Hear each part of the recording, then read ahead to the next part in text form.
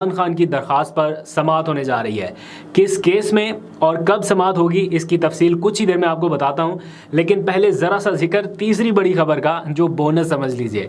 निगरान हुकूमत का आवाम को पहला तोहफा जो अभी सामने आया है, पेट्रोल की कीमत आपको पता चल गया होगा, 17 रुपये फ़ी लीटर तक इजाफा कर दिया गया है। और यूँ पेट्रोल की जो नई कीमत है वो डॉलर से ऊपर चली गई है, 290 रुपये तक पहुँच चुकी है। और डीजल की कीमत में 20 रुपये तक का इजाफा, यानी नई कीमत 293 रुपये हो गई। तो डॉलर के पीछे पीछे चलती चलती कीमतें डॉलर से ऊपर जा पहुंची हैं। तो कैसा लगा ये निगरान हुकूमत का पहला सरप्राइज़, ज़रा कमेंट सेक्शन में बताइएगा। हम आते हैं वापस अपने पॉइंट की तरफ। वफाकी दारुल-हुकूमत में अचानक से इलेक्शन के वक्त की बाज़गश्त शुरू हो गई है। आज ही साबिक अपोजिशन लीडर राजा रियाज और साबिक वज़ीर दाखिला राना सनाउल्लाह ने दो अलग अलग टेलीविज़न चैनल्स पर बैठ के बयानात दिए हैं, जिसमें उन्होंने मुल्क में आम इंतखाबात फरवरी में कराए जाने का फ़ैसला अनाउंस किया है कि ये फ़ैसला हुआ है कि फरवरी में इलेक्शन करा दिया जाए। अभी तक तो अभाम था ना कि कब हो गए इलेक्शंस, कोई पता नहीं था, कोई एग्जैक्ट डेट नहीं आ रही थी। कुछ लोग कह रहे थे कि मार्च के बाद होगा, और कुछ लोग कह रहे थे कि मार्च से आगे एक्सटेंड नहीं हो सकता क्योंकि फिर सेनेट के इंतखाबात भी आने हैं। तो वो कोई इलेक्टोरल कॉलेज का एक ऐसा प्रॉब्लम सामने आ रहा था जिसकी वजह से मार्च से आगे नहीं जा पा रहा था ये मामला। तो अब ये अनाउंस कर दिया गया है कि फरवरी में इलेक्शन होगा। इलेक्शन कमीशन ऑफ पाकिस्तान की तरफ से अभी तक इस हवाले से कोई स्टेटमेंट या कोई बयान या कोई नोटिफिकेशन सामने नहीं आया। तमाम राजा रियाज बतौर अपोजिशन लीडर इस सारे अमल में, मुशावरती अमल में चूँकि शरीक रहे हैं, वो जैसे भी अपोजिशन लीडर थे या क्या साख थी उनकी, वो एक अलग डिबेट है, उसमें नहीं जाता। लेकिन बहरहाल स्टेक होल्डर्स के साथ वो राब्ते में थे, तो इसलिए आज उन्होंने काशिफ अब्बासी का प्रोग्राम है उसमें बैठकर ये स्टेटमेंट दी कि आप कापी पेंसिल बेशक ले लीजिए, लिख लीजिए कि इलेक्शन फरवरी में होने जा रहा है। और उसी टाइम में राना सनाउल्लाह ने भी जियो न्यूज़ पर बैठकर एक टीवी प्रोग्राम में ये बात कही कि फरवरी में इलेक्शन कराने का फ़ैसला हो चुका है, तो नवाज शरीफ जो हैं वो भी जल्द वतन वापस आ जाएंगे। वो जो पिछले साल से जल्द करते आ रहे हैं वो वही एक बार उन्होंने दोबारा दोहराया। लेकिन ये बात नहीं थी कि फरवरी में इलेक्शन हो रहा है। इस हवाले से स्टेक होल्डर्स के दरमियान इत्तफाक भी हो चुका है, ऐसा कहना था राना सनाउल्लाह का। अब बुनियादी सवाल यह है कि क्या इलेक्शन तक इमरान खान जेल में रहेंगे या इमरान खान को जेल में रखकर इलेक्शन कराया जा सकता है। और सबसे अहम क्वेश्चन कि क्या पीटीआई बैलेट पेपर पर होगी या नहीं होगी। जिस तरह से इमरान खान को जेल में ट्रीट किया जा रहा है, उनके केसेस में गैर ज़रूरी ताख़ीर की जा रही है, उससे तो ये लगता है कि प्लानिंग कुछ ऐसी ही है।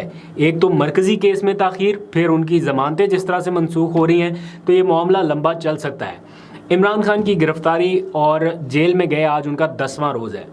उनकी अहलिया की उनसे आज मुलाकात हुई है, जिसके बाद पीटीआई ने अवाम से इमरान खान के लिए इंसाफ की आवाज़ बुलंद करने की अपील की है।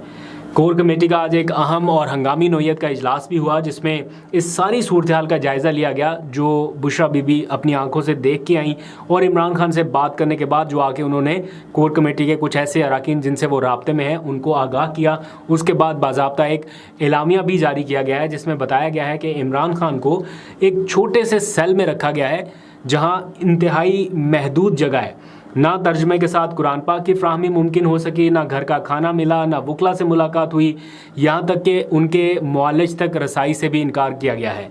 फिर ये भी कहा गया कि किसी फ़र्द बशमूल जेल के अमले को भी उनके सेल के आसपास आने की इजाज़त नहीं है, ना उनसे बात करने की इजाज़त है। इस मुलाकात के बाद जो मैंने आपको बताया कि तहरीक इंसाफ का एलामिया जारी किया गया कि इमरान खान को एक मुतनाज़े अदालती फ़ैसले के नतीजे में जिस तरह रोज़ाना की बुनियाद पर ट्रायल चलाकर सज़ा सुनाई गई, उसके बरक्स दरख्वास्त ज़मानत में बिला जवाज़ ताख़ीर बरती जा रही है। जिस केस में अब तक ज़मानत हो जानी चाहिए थी, वो केस पहली समाअत के बाद दोबारा फिक्स ही नहीं हो सका अभी तक। ये कोई 10वां 11वां दिन है, if I am not wrong, correct कर सकते हैं अगर मैं गलत हूँ तो, लेकिन 11वां दिन है, अभी तक समाअत ही दोबारा फिक्स नहीं हुई। और इसके नतीजे में जो नुकसान हो रहा है, उनकी मुख्तलिफ मुकदमात में अदम पेशियों के बाइस उनकी ज़मानतें मनसूख हो रही हैं, तो उसका फिर बाद में उन्हें नुकसान उठाना पड़ेगा। इस केस में अगर आप ताख़ीर से इंसाफ कर भी देंगे तो वो दूसरे केसेस में गिरफ़्तार हो जाएंगे, तो लंबे अरसे के लिए उनको जेल में रखना ये भी एक तरह से उनको इंसाफ से महरूम करने के मुतरादिफ है। तो कोर कमेटी ने सुप्रीम कोर्ट ऑफ पाकिस्तान से ये मुतालबा किया है कि कौमी हीरो, साबिक मुंतखब वज़ीर आज़म और मुल्क की सबसे बड़ी जमात के चेयरमैन और यूँ समझ लीजिए कि इस कौम के सबसे मकबूल रहनुमा के जो बुनियादी हकूक़ हैं उनकी बेरहमाना जो पामाली का सिलसिला जारी है उसका नोटिस लिया जाए।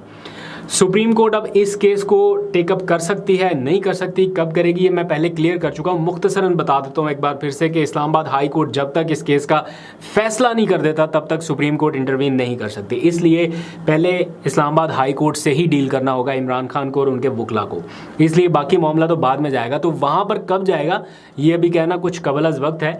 लेकिन इसी दौरान इमरान खान की एक और दरख्वास्त पर समाअत का आगाज़ जुम्मे से होने जा रहा है।